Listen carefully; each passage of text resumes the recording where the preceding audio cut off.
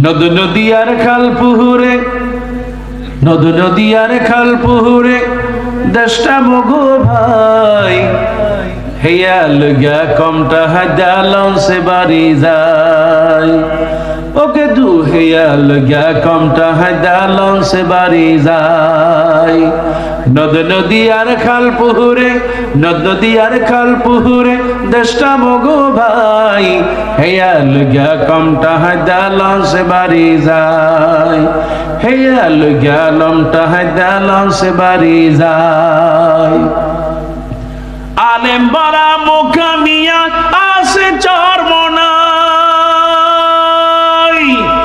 একশের আলেম শশী না যে কমে গেলে পাই, ঠিক না?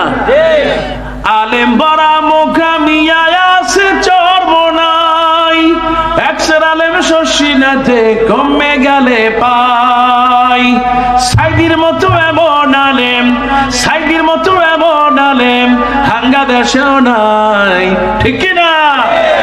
হেয়া লগা কমটা হাজা লঞ্চে বাড়ি যায়। ওকে দু হেয়া লগা কমটা হাজা লঞ্চে বাড়ি যায়। লিল্লাহি তাকবীর। কোরআনের পাখি আল্লামা সাইদির মতো আলেম আর বাংলাদেশে হবে?